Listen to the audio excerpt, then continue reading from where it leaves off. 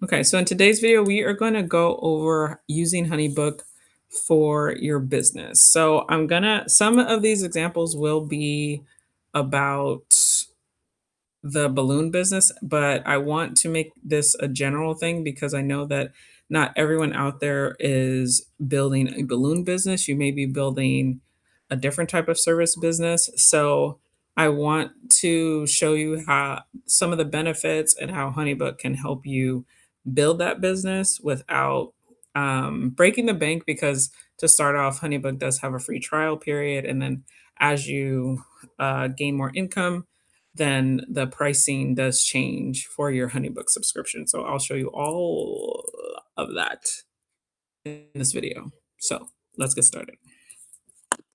So the first thing I want to show you guys, I'm going to set up to share the screen. Select tab to share. So first I want to show you guys is the Honeybook free trial page. So when you type in Honeybook or Honeybook promotion, this is what you will see. And it shows that there's a 25% off and it's a limited time offer. You can try Honeybook for free. I will have a promotion for you guys as well, but if you want to, because I think you with the promotion you get a higher percentage off. But I believe the free trial is still the 7 days. But this is how you kind of this gives you kind of an overview of what features or what are the most used features that Honeybook offers, and this is what attracted me to Honeybook. I know other people use um, Square, PayPal, Stripe, things like that. I do use Stripe for some things, but for the majority of my transactions, I use Honeybook. So you can send invoices, sign contracts, book and schedule appointments, automate workflows, track inquiries to see what stage they're in. I'll show you that as well. Manage your products all in one place, send forms and questionnaires, accept online payments, which I love. And if you're not sure and you're just kind of exploring Honeybook, that's an option as well. And then the rest of the page kind of goes through. You can toggle on all these things that they went over, and it gives you an overview before you even start entering your information. So if you just want to see some of these features without actually watching this video, although I think you should watch this video, then you can kind of just toggle around on here on the Honeybook page. But if you want to try it for free, then you can click the trial free here, or as you scroll, there's always a try for free option. And then it's a two-step process. So you would sign up with just your name, email, and password, basically create an account, or you can use your Google account. And then on the next page, I don't know what's on the second page, but obviously I'm already a member, so I'll show you guys the back end of that. And it's a 7-day trial, so they will send you a reminder to let you know that yeah. And I'm not going to put an email in here because I don't want them to do that. So that's the starting page of Honeybook. If you guys want to start there, that's great. Um, you can also go through my trial link that I will link as well. And then I think it'll take you to a similar page, but obviously the percentage, sometimes they boost up the percentage to 30%. So it'll either be the same 25% or it'll be 30%. But that's that. And then I'm going to go ahead and take you guys into Honeybook. But before I do, as you guys, what we're going to do in this full video is to basically try and go step by step as if you were booking. So the second half of this video will be a lot about booking and doing inquiries. I use Honeybook for my inquiry forms on sites. So any links that I have in my Instagram, any links that I put on Facebook, when people are like in different Facebook groups, when people are looking for services, I will say, hey, I have this to rent, and I'll send them my inquiry links. So I'll show you guys that. when the workflow of we're also going to go over the workflow of getting the client from the inquiry form to how to book them and how to talk to them and things like that. So we'll do like a test trial thing. And I'll also be using my phone for that so we can kind of talk to the client, but the client will be me. um, and then I'll also show you guys like some of the automations. I don't use the automations, but they have some really good automation templates that, if you guys want to use that, I will also go over that. So I'm going to try and go over a lot of the features that were listed and try and go over things that I think are beneficial to service-based businesses. So even if you're not doing balloons, you may be just doing event rentals. You may be I also I tried to get my brother, he's a plumber. I tried to get him to use Honeybook, but he's not a computer person, so he just does everything on his phone, which I handle most things on my phone with Honeybook. So I told them that's possible too.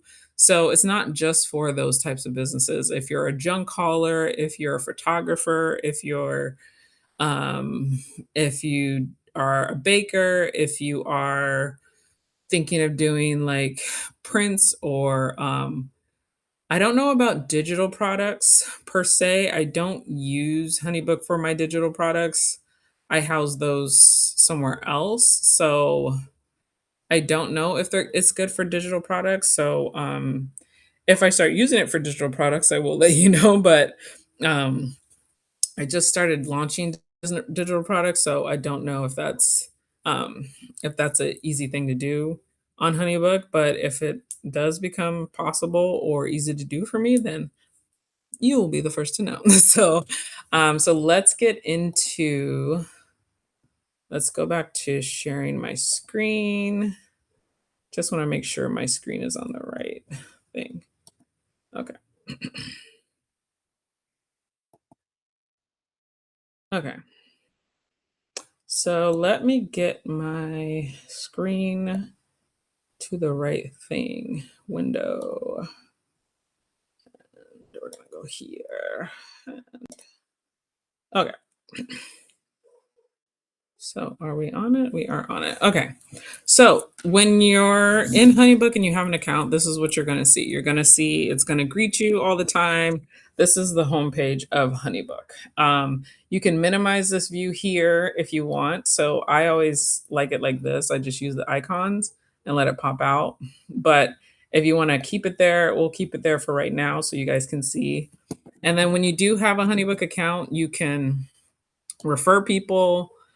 Um, you can refer people, you can win money, et cetera, et cetera. This link will be see this right now, it the promotion changes every month. So I don't know what this is going to be for February by the time I post this, but it usually is 30%, 25%, sometimes 40%. I've seen 40% off. So that's possible too. So you just have to kind of check and see what the promotion is at the time that you want to get on Honeybook. But that's the referral dashboard. We'll go back here. So then they have projects. This is where your contacts would be. This is where your calendar is. It shows you basically your whole layout of all your projects. And I'll show you the color coding on that. They have these lead captures. So I use a contact form for my inquiry form, but they have lead forms as well that you can put in ads. And I don't use that, so I won't be showing you guys that. Chrome extension, that must be a new feature. I haven't used that before or even know what that is. But when we get to this, we'll go over it. Files is where all your files would be. So you can either see your files all in one place, or you can just look at invoices. Or these are all the files that you create and you send to your clients. Templates. These are all the file templates. So it's the template version of files, and you can set up packages that'll help you populate invoices faster. You can have email templates. I'll show you that. And then there's like a template gallery that you can use some of their already generated forms to to get you started, and that's what I did when I first got Honeybook. And then in the finance, you are I'm not gonna go over this, but it'll show you an overview of all your payments. It'll show you you can keep track of your you can keep track of your expenses. In the payment section, it'll show you what's not only what's been paid, but also what's outstanding, like if something's overdue and someone hasn't paid. And then it'll also show you what's coming up for the next month or so, I believe. And the expenses, this is something that you have to input yourself. It doesn't track your money, even though there is a plugin that you can do and connect HoneyBook to QuickBooks. But for the expenses section, you are going to have to um, keep track of that yourself and link a bank account through QuickBooks, and then it will track it automatically to HoneyBook, or you will just have to manually input everything yourself. And then QuickBooks, this is where you would connect it. Um, so that's that. And then Tax Hub is where they give you your tax and pay stub. And then tools, they have the scheduler, so you can do an automation for appointments. Integrations is the plugins like QuickBooks. I think there's Zapier, Acuity for scheduling like meetings and stuff like that. Let's see. Task. I don't use Task. I don't use Time Tracker. Library, I believe, is just kind of like your photo gallery. And then you can batch emails, like send a mass email to everyone on your contacts list. So I've used that. I won't go over that in this video, but I've used the batch emails for like um what is it? Like when you're like, "Oh, happy holidays. Thank you for being," like if you're saying thank you, like I said did it for Thanksgiving. So if I said, "Oh, thank you for being such a great customer. Please think of us for da da da in your next booking.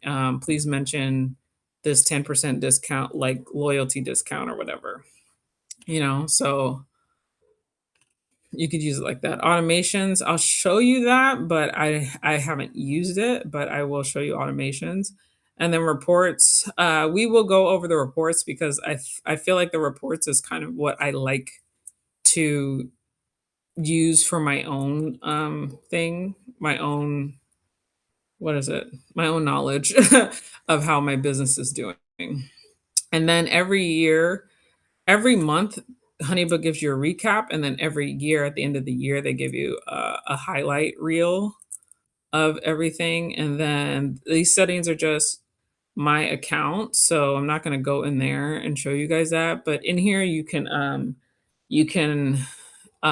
just you can pick your brand colors and your font colors. So then that way, as you type things and make templates, it'll already be in your brand color. So you really want to utilize company settings and get that all situated because in one of my other videos, we talked about branding, and I will be having a workshop on branding and brand voice.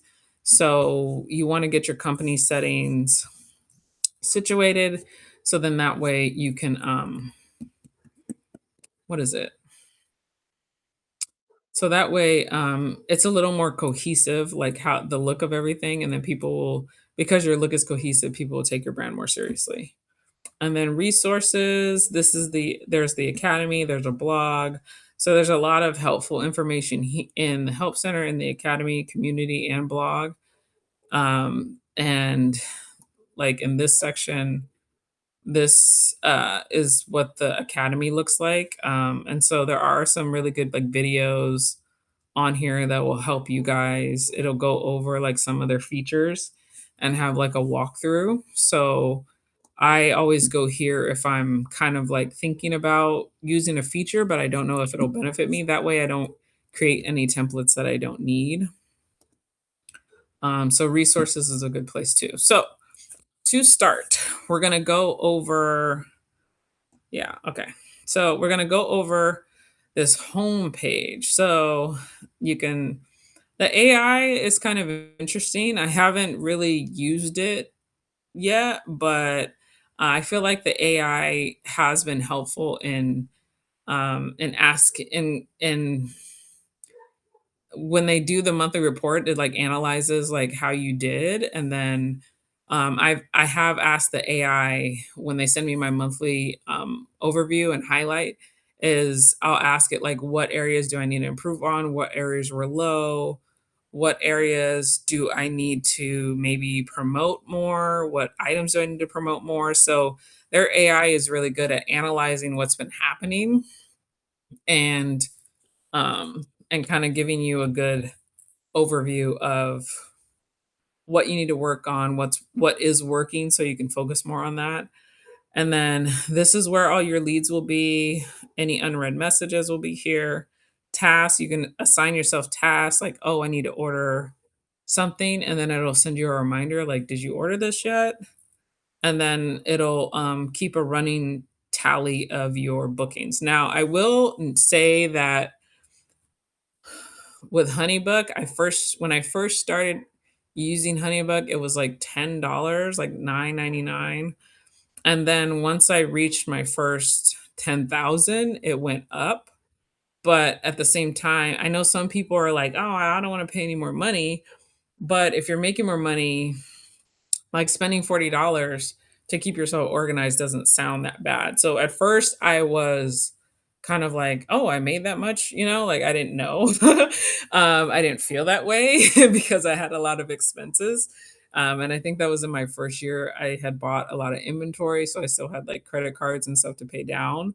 So I really didn't feel like I made $10,000, but then my monthly went up, and so I was at first, like, resistant to, "Okay, well, maybe I need to find something else," but then as I, started to gain a profit and have a more positive account, excuse me, business account, then that's when I was like, "Oh, okay, the $40 doesn't seem that bad," which it really isn't compared to, like, if you're making over $10,000 in a year, $40 isn't $40 a month really adds up to what? Like, let's see, 40 times 12.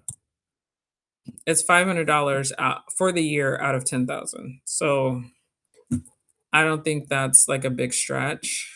Um, and then as of now, like I've been making more money each month. Like I've been hitting my monthly goals because my goal at each month is to make $2,000. So I hit my 2,000, obviously. And so that's just kind of a thing that you want to think about before you get started. Here you can create something new. So you can either create something new here at the top, in the top right, there's this plus and it says new. And when you click on that, you can create all these different things new. Or you can create all these different things new. But here it's a different list. So I usually go here or I go into my project and create something new from there, but I usually don't use this list. And then here, there's this added pay link, which is really cool. So you can use that as well. It's similar to when you send a Stripe link to somebody to pay for something. I don't know if you guys use Stripe, but that I kind of like. Now this has your a preview of your calendar for the next month. So that's a preview there. It'll show the activity, like who I got messages from, and then it'll kind of show like how much is outstanding, how much is still pending, stuff like that. It'll go over payment overviews, recent notes, tasks. I usually am on top of all my messages, so I don't have any unread messages. These are all just client stuff. And then let's see. Yeah, they're starting to offer health coverage. I don't need health coverage. So there's different offers down here. I already have Next, but I got Next before I started using Honeybook. And then yeah, and then it kind of it hooks you up with like a certified financial advisor. And then down here is like stuff you can learn, tip of the day, things like that. So that's the homepage. So what we'll do is we will add let's start with adding a new contact. So someone doesn't book through your inquiry form, then you would add their contact by clicking on new contact. And then you would have to add in all their information. You don't only any all the required stuff are the things with the star next to it. So I usually just do name, address. These are people that, and new contacts for me are usually people that I know personally, like a coworker or a friend of a friend, and I get text their information, and so they're not coming through my inquiry form. They're actually, a word of mouth person. So you can add all that stuff. Most of this I don't add in. I just do full name and email address. And then once you click add, it'll take you to the next page. And then it'll ask you if you want to add this person to a project and start a new project. Okay. So then when you do a new project, it'll ask you the title of the project, what type. So I have a list of like backdrops. I still haven't updated this list because I don't know. So I just have it broken down 5 ways, either backdrop, balloons, custom, other is like marquee numbers or something that I'm outsourcing, and then throw-in rentals, which is our main thing. And then we have lead sources. So even in your reports, it'll keep track of where your clients are coming from, which is good to know. So you can know where to focus a lot of your ad. If you want to buy ads, where to focus your ad spend on. But this is where you would put that information. So even if they don't enter it on your contact form, this information can be added later after you've started the project. Here, time zone, I don't really use because everybody I come in contact with is local. And then I usually only do a start date. I don't really do a start time. I just do the start date. You can add an end date if you want, and then it will create the project. So I have some dummy files in here from before. Um, why can I? Oh, so let's just say I have some dummy contacts. So let's just say test constants video. Okay. And then let's say they're gonna do, yeah, throne rentals, leads so Facebook, we'll say. And then start date we'll do today. And we'll do it 6:45 so I could show you guys how that looks when the person's overdue, which is funny. Okay, so then we're gonna create project, right? So it'll create the project, and then it's gonna when you just start creating a new project, if it's not a sorry, there's a fly. If it's not a person that comes in through your inquiry form, it's going to ask you this question, which is are we creating a new contact? So it gives you a second chance to create a new contact if you didn't start there, and then or you can do existing. If it's existing, it'll search through your old what's already here. So this is my dummy profile. So there, we got that. Okay. This picture is just in my gallery. So you can make this a stationary picture to always use the same picture in your company settings, or you can just have it choose randomly from whatever's in your photo gallery. So that's the option there. So with the 3 lines, you can get organized more. It kind of shows you, you can filter your projects and go to another project from there. So clicking on these lines is just to bounce around from project to project. Um, okay. So here you'll be here, you'll always be the first participant, and then the second participant is your contact or your client. And then you can add additional clients. And so you can add them as a contact or a collaborator or a team member. So if you have staff that also logs into Honeybook or wants them to be able to see this project or get emails for on projects, then you would add a team member. Collaborator is another business or individual that helps you, and then contact is just another client. So I've had it to where I've had 2 contacts where it was like the husband and the wife, or, there's 2 contacts because there's an event planner and a event planner, but then the actual client that's actually paying for everything will be sent the invoices. So, sometimes I'll put both of them on there. Now from here, you can schedule something, you can attach pictures, there's AI action suggestions, and or you can create a file, which we're gonna do in a second. But from here, it has all the information that you populated or typed in when you first started the project. And then this is the link to the project that you would send if, say, for instance, you needed someone to pay that wasn't a part of the project but didn't want to be added to the project, then you would send them this link. Um, Here is where you can change the stage. So I'll show you stages in a second. And then this is where the lead source is, and then any tags, these are like things that you can help you in reports or help you keep track of what type of items are being booked the most. So on here, we'll say pink throne. Okay.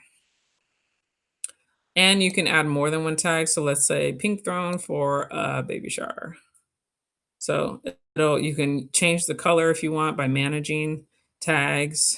Um, If you want, you can subtract, you can add, you can do anything right there. You can add more dates if you need to. Upcoming task, it'll show you. So if you want to assign yourself a task like purchase, add task, purchase backdrop. Okay. And then you're going to assign it to yourself or your client or some other person. And then you can do a due date and a due time. And then, or you can delete the task. So that's what assigned task is. And then actions, like I said, I don't use time tracker, but or related spaces or automations, but if you needed to use that, those are there. And then here, activity is where you're going to send emails to and from your clients. So test intro. And then they have smart fields. You can have AI help you. So you can give AI a prompt and it'll help you write a draft. You can use, sometimes they'll have prompts already populated. So if the person did a contact form and inquiry form coming in, then in your reply, it'll already have little things like AI suggestions, or you can do a template. So I have a template here, like for throne inquiries. I'll have this and I'll just click on that and it'll pre-populate the person's name, the date, what they're getting, and then I already set up all this language. So, and then this is where I copy and paste the link to their invoice, and then my signature's already there. So it's really cool. And then you can use AI to like change the tone, make what you already wrote shorter, improve your clarity. It takes a few minutes using AI, but I really do think that it's helpful if you're not a person that writes emails all the time. Then using this AI feature will be very helpful. And then you can send it. I'm gonna okay. So my email is being sent. So after the email sent, this email that I sent them will stay in the recent activity. And so we'll come back to that. Files is where you would start creating your invoices, tasks, like I said, assign tasks. Financials, it's going to show whatever is populated in the invoice. So this gives you a second chance to create an invoice. You can do notes, you can do and the notes are only visible to you and your team. And then this kind of goes over the details like your of what you did to create the project. Okay. And so let's go into files. So I always start here with either create file under the files tab or create file up here in the right. But we'll start here, create new. And then this populates over here.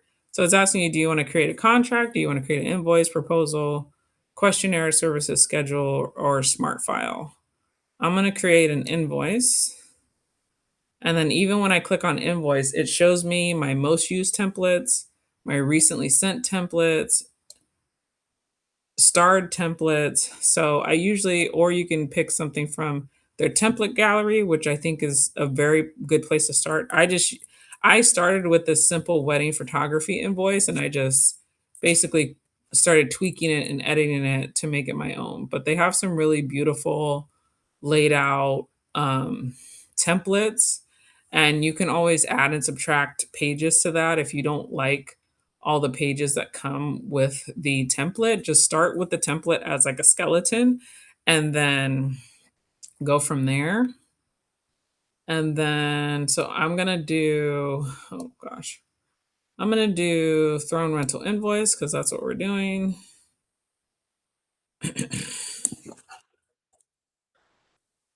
So let me, hold on.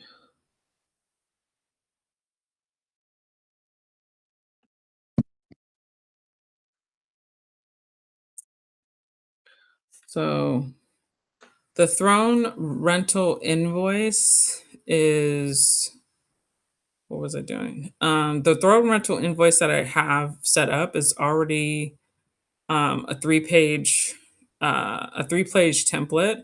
So it has the invoice, it has the contract on page 2, and then it has the payment. And so the invoice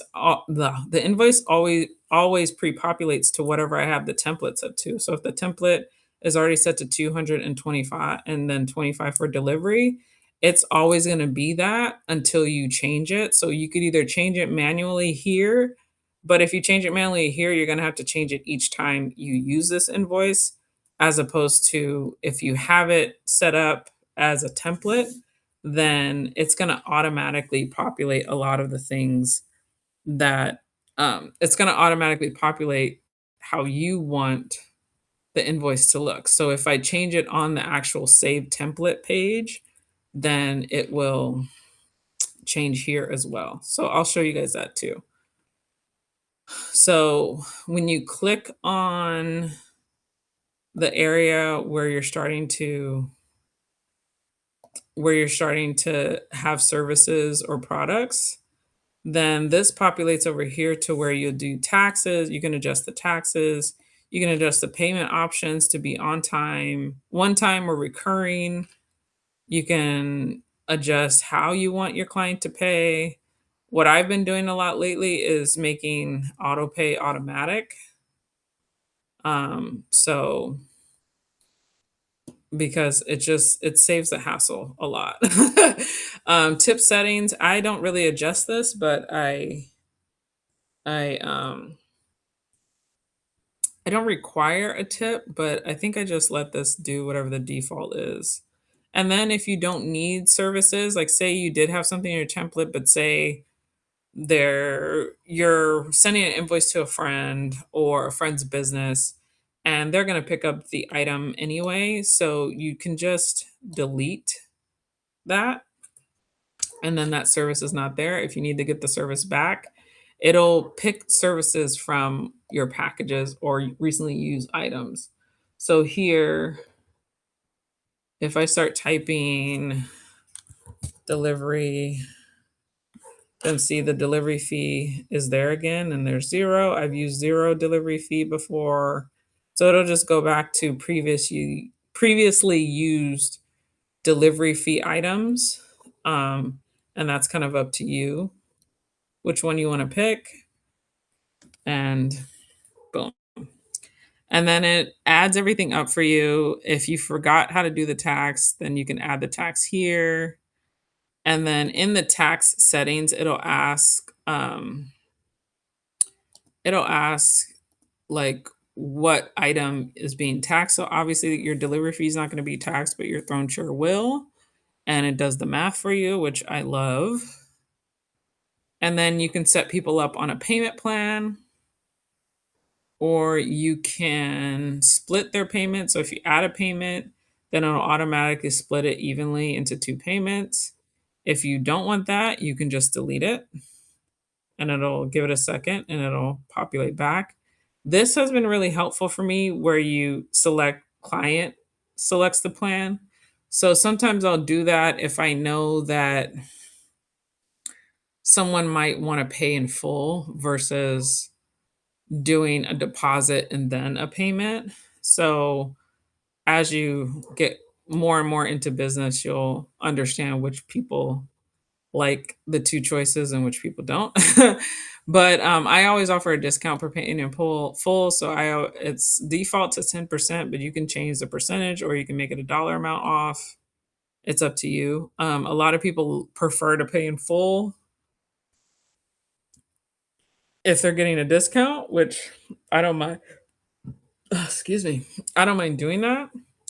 Um, and then the only thing that I think is kind of I don't always do the pay in full discount or the client select plan thing because if we go to preview, so this will show like your when it gives them the choice to pay in full with the 10% off or split the payment. Sometimes the payment can come after the actual event date. So say their event date is tomorrow on the 31st. Well, I don't want their second payment to be March.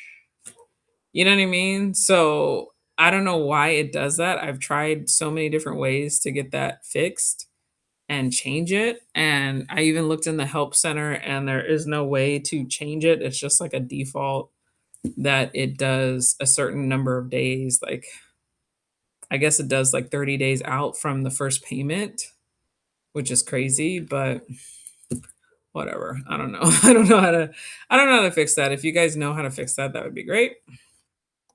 So let me see if I can get out of here. So we could back out of here and it'll automatically save. I always give it like a minute before I exit out. So it'll automatically save your invoice that you created as a draft. So it'll say draft here. And so any changes that you need to make will can be made. It's just when once you send it to your client, get you can't get that back. Like you can't make any changes without client approval. Let me see. So let's see.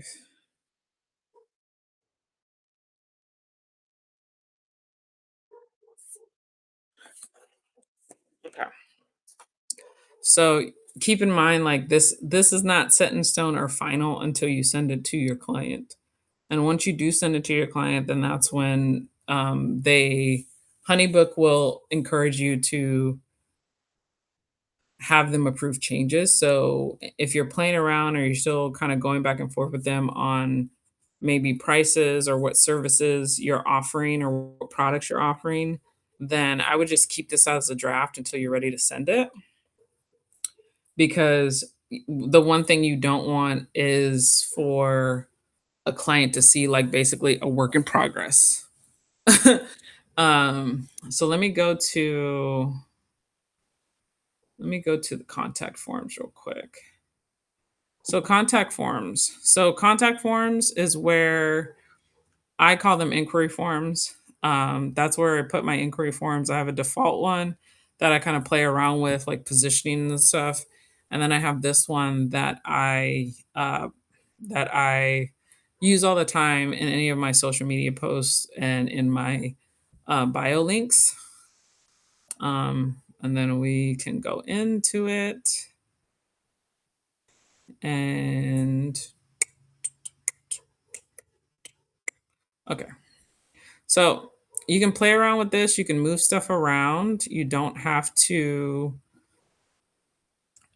if you start with the default form, you don't have to keep it that way. You can move this here and there. You can make the email like maybe you want first and last name, maybe you want. I always say if you want something to populate in the inquiry form, or if you want something to populate, like if this is necessary information that you need from your client, then I always opt for making certain things required fields. So I think almost everything here is required.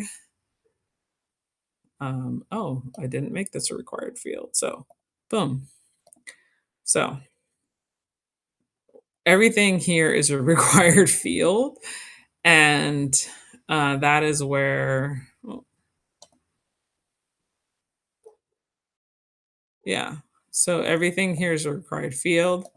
And I've been doing that now because I've noticed the only problem I've had recently with this inquiry form is people not telling me what throne they want, even though it says to say what throne you want. For some reason, people haven't been filling this out. Like, what throne color and size do you want? And they'll just like put something down here, and then they don't even don't say what throne color they want, or they'll say the color but they don't say the size, or they'll say the size but they don't say the color. So I just figured this required field, just keep it required. And then if you do make any changes, you want to click publish changes. And the cool thing about this, it's like what I call a forever form. I don't know what the technical term is, but when I make changes here, no matter where this link is, it's going to update there. So I don't have to go and update the link. I can just update the form, if that makes sense. So if I move this around, I don't have to sit there and change the link. It doesn't change the link. Any changes that I make to this form doesn't change the actual link that is posted. So, which I like. And then if you're needing to see how a customer is going to see it, then you can just do the preview. So that's a cool feature at Honeybook, is that they'll always have a preview, and then you can it'll go over like sharing options. So it'll go over like how to input it into your website, how to just add the link and input it into your website. So whether you have Squarespace or GoDaddy or whatever, or Wix, it'll tell you how to do that. So that's really cool because it is kind of messed up when you don't know how to do that. Okay, so let's go back to what else did I say I was going to talk about? So contacts is where all of your contacts are going to be. Projects are the thing I like about this project list is it'll start you from wherever you ended last, but you can start from like all your projects that you've had. I always archive after each month. I will, no, after every year, I archive everything, but I'll keep projects here, and then every like month or so, I'll make sure that the project is at least in the completed, if not archived, depending on what it is. So any new inquiries will go here. Anything that you're following up on will go here. So see, like I replied to myself. So because I sent an email to the person, or they after their inquiry, then any follow-up, like any replying emails will come here to the follow-up section. If I've sent them a proposal or an invoice or a contract, it'll go there. Once they sign it, it goes here. Once they pay their deposit, it goes here. And then it'll go into the planning section after they pay their deposit. And then once they pay their final payment, it goes to completed. Okay. So let me see what Constance said. So now we're back in the test thing because we got a reply. And so look, Constance said, thanks, send me the invoice, please. So There's 2 ways you can do this. You can go from the file section where you have your draft, or you can reply to their email and send them a link. So, I do it both ways depending on how the person contacted me or how I set up their project. But most common is you're gonna go from your file page and then send them the thing. So, we have this, it's this, we like the preset plan, and we're just gonna split it in 2, and we're gonna change the date just for example. We're gonna change the due date to yesterday, just so you guys can see how that looks. So we're gonna change that to yesterday. Um, and then their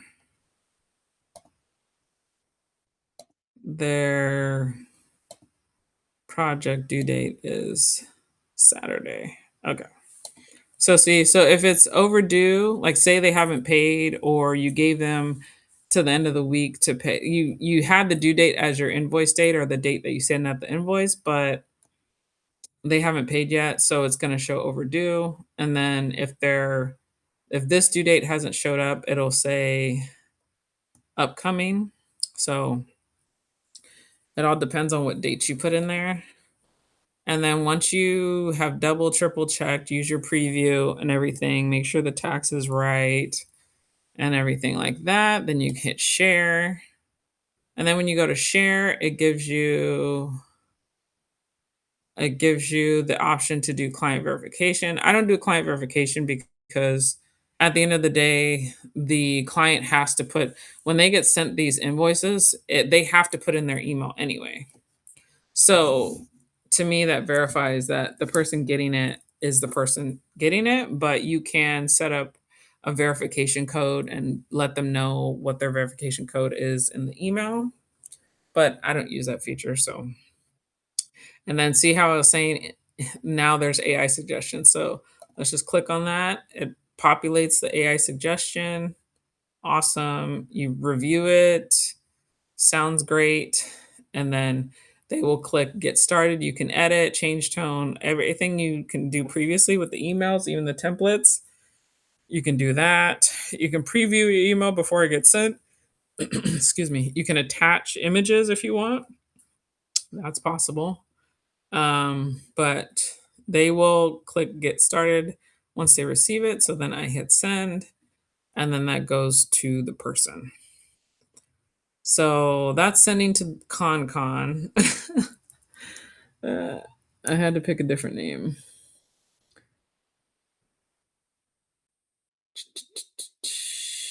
Okay. So email successfully sent. Cool. So now that the email is sent with the invoice file, when we click on files, it's not going to show as a draft anymore. It's going to show as sent. And then even as they're previewing it, it will you can see if they viewed it, you can see if they're still deciding on things, or say they made a payment and it's still in process. Once it's completed, that means everything, all signatures are collected, all things are paid. So even here, the cool thing that I like about invoices for service-based businesses is if you have uh, is it a debit card?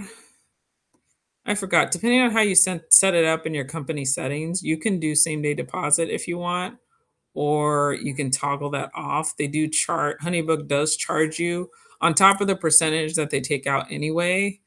They charge you an additional $5 for same day deposit. So it's kind of up to you if you want to do that. And then if they haven't paid and you're like, okay, what's going on? Then they can also like send a reminder on your behalf. And the reminder is kind of just straightforward.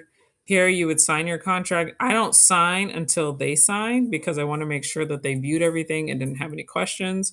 So once my client signs, it'll also show you if they viewed it. It'll also show you if they signed it. So that's another thing I like about this. Once they sign it, their signature will show up here, either typed or handwritten, and then you have the option to sign and type or handwrite your thing. But I'm not going to do that. I always wait till the client does their thing first. And then it goes over your payment thing again.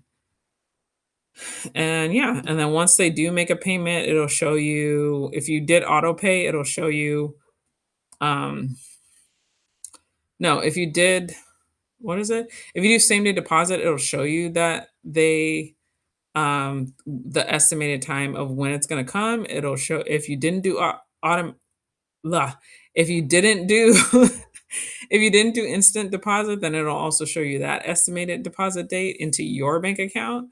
And then if they chose auto pay, which I make all of my invoices auto pay, but if you gave them a choice of auto pay, then it'll show you here if their payment is on auto pay, their next payment is on auto pay or not. So very, very cool. So let's see what else. What else? What else? Calendar. So the calendar is pretty cool because it will basically have everything here. It has a color key. You can change the colors if you want to whatever you want. So if other colors, I like green for payments, maybe just me. Meetings I have red, book projects I have in blue. So I like the booked being a brighter, bolder color. And then tentative projects are like someone that maybe had an inquiry or you put in as a project, but it hasn't actually gone through each stage it's not at the invoice sent stage, then it's gonna show up as tentative. So I have a couple here, like Constance right now is tentative, so it's all um like striped out here on the 30th. But let's see. But like this one is blue, it's completed. This one's blue, that's tomorrow. So you can color code this how you want. And then I have this synced to my Google Calendar, my business Google Calendar. So when I go into my Google Calendar, I can see the same thing. So you don't always have to have um you don't always have to have your computer open to see all this stuff. You can just go into Honeybook or go into your calendar. And then these session types are for when you do meetings or and use the scheduler, which I don't use. I just have a template in there for Throne Booked. So that's why it's there. But any automations that you set up will go there. And that is the calendar. Lead capture. So we went over contact forms, or yeah, went over contact forms, aka your inquiry forms. Lead captures, I haven't really used these.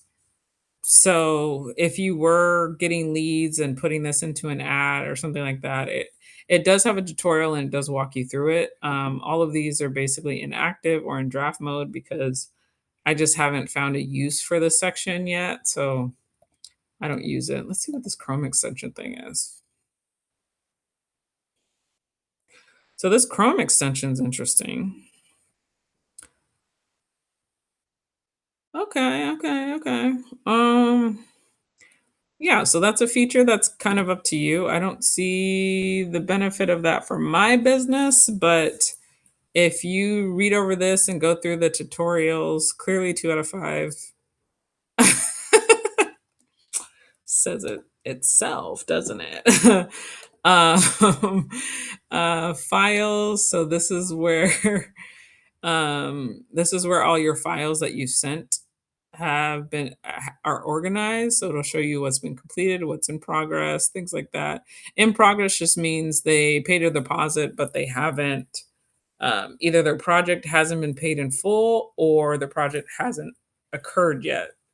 So this one, she's paid her deposit, but her project hasn't occurred yet. So that's why it still says in progress because she sent I sent the invoice on the 23rd. She paid or pause it and then, it's still in progress because it hasn't gone there. You can see what's sent, you can see what's in a draft as far as your invoices go.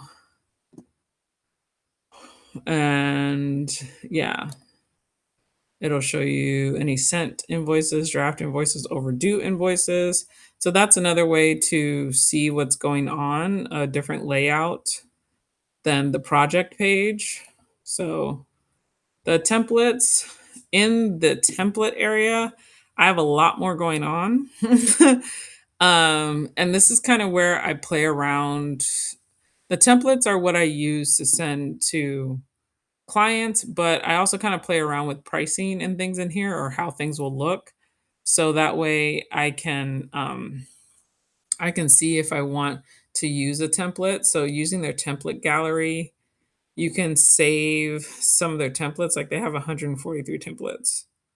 So there's no way that you can't find a good template, catering services, equipment rentals, venue rental agreements. Sometimes I just copy some of these templates. I have copied just some of the language from here and used it, not necessarily the layout.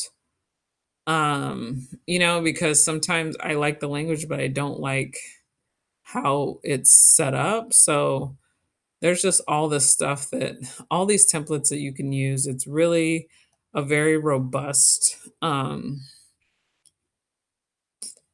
website to use. And if you are in the service industry, especially the event industry, any part of the event industry, like design, photography, baking, um, I would definitely check out some of these templates and see what's in here and just kind of make things your own, play around with it. You can also, if you look on the left, it'll ask you like what industry you're in, and it'll filter things down to like, okay, if you're in accounting, then we have some 62 of 143 templates for you. Calligraphy, catering, coaching, like, I mean, come on. So a lot of these like templates that I've drafted were based off of templates that they already had in their template gallery, and I just kind of added and subtract pages, change the name. You can change the name of the template, so once you do start one, you can change it and name it something else that fits your business, which I recommend doing because it really does save you a lot of time. And then what else is in here? And then I use packages. You can change your email signature. I just have my default signature from 2021. I haven't really changed that. I put my email, throne inquiry email. There's some default emails in here that have good language. So if you want to copy that and then create your own email template, that's a good idea. Same thing with contact forms. It's another place to get the contact forms, not just lead capture. And then packages. What I use for packages for is I try and put like common responses so I'm not typing the same language over and over again in like email correspondence, which I could do in my email templates, but I don't know. I just sometimes, or if I'm talking on the phone, I like to have like the common responses up and I can go off of that.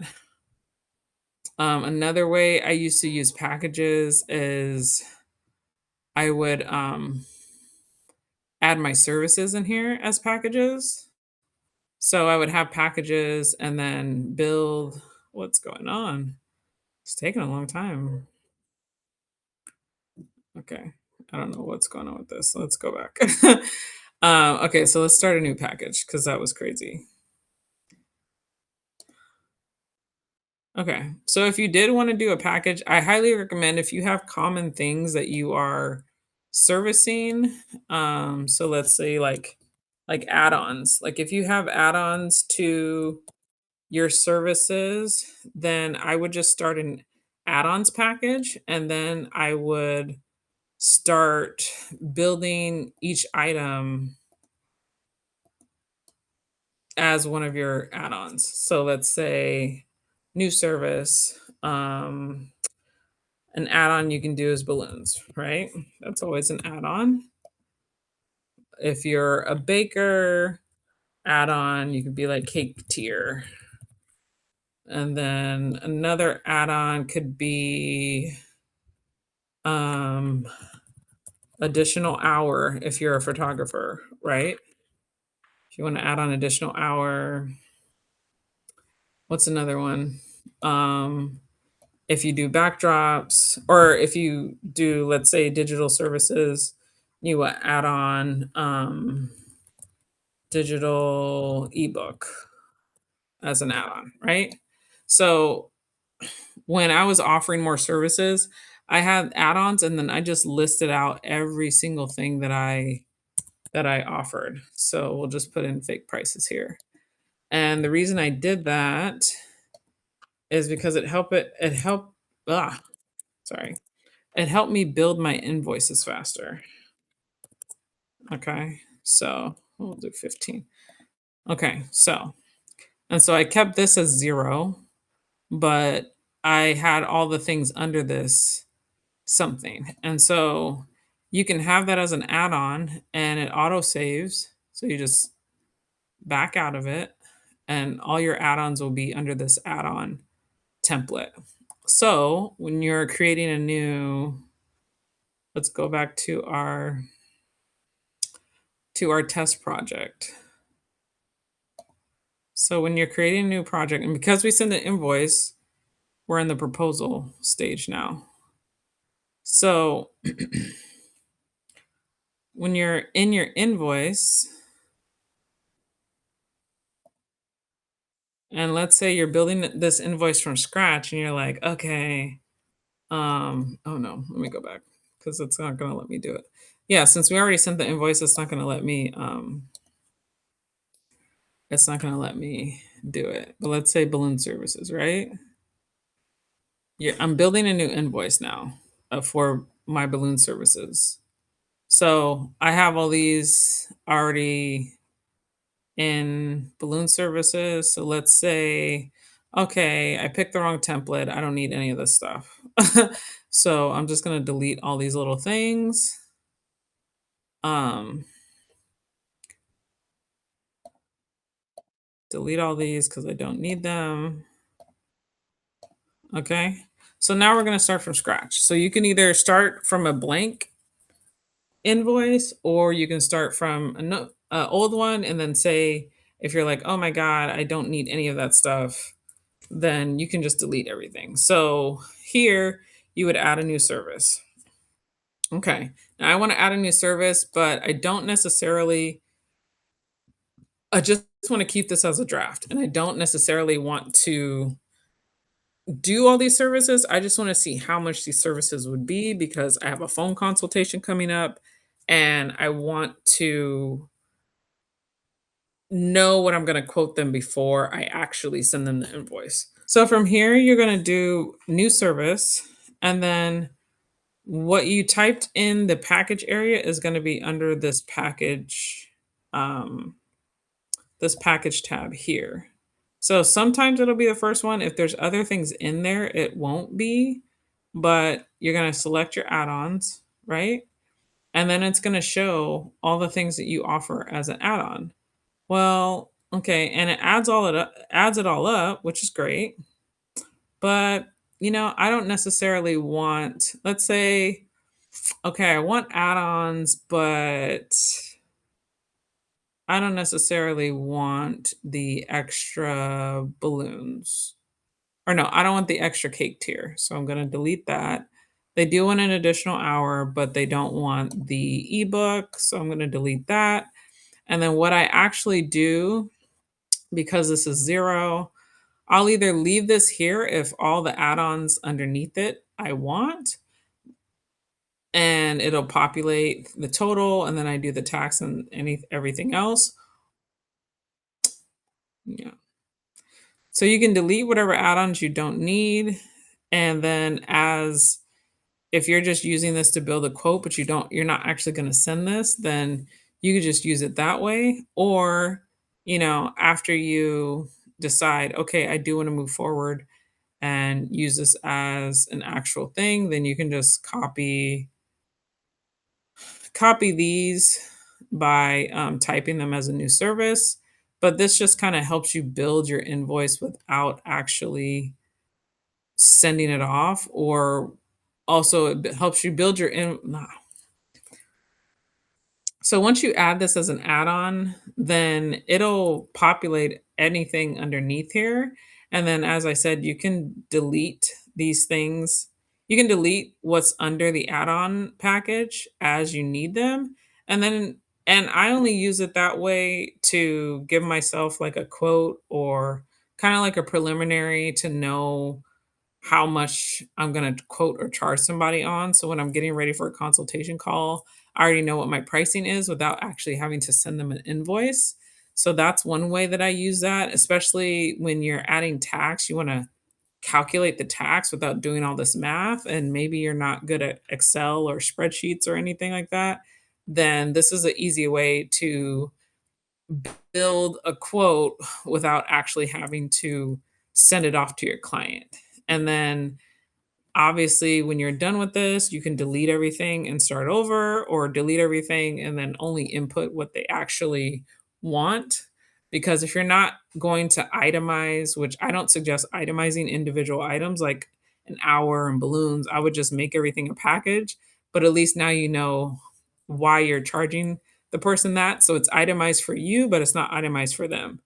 And but when you do send them the package, you're gonna delete all this down here and you'll just put additional hour additional hour of service, and then you'll put additional balloons,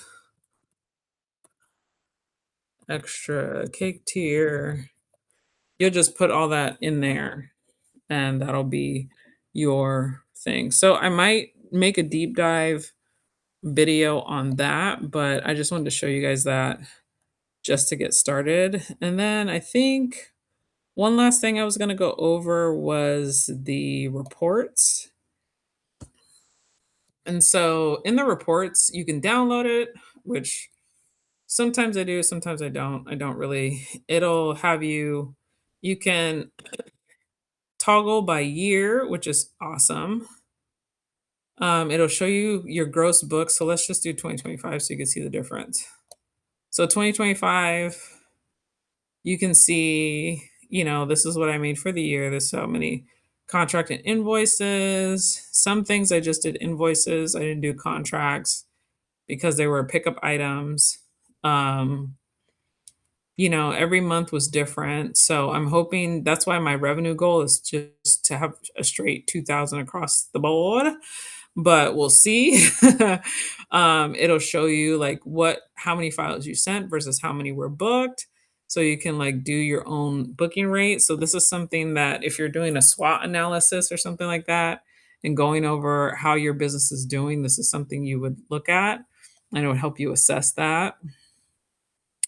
It shows you how many bookings you had, if there was refunds. It'll show you the distribution of where things were coming from. So like I said, when people put like where they came from, their referral, that's where this information is. So a lot of what I've been getting is from Facebook and Google. Those are my two main things. Instagram's been bumping up a little bit, but the top two are basically these two. And then it has other sources, as you can see.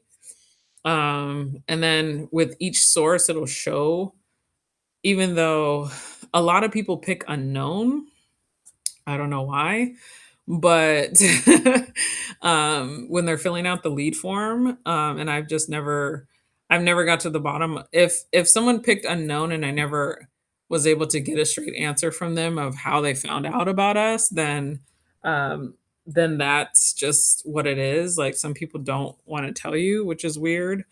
So it'll show like how much money you got from each lead source too. So even though Facebook is our higher inquiry coming in, it's actually my lowest in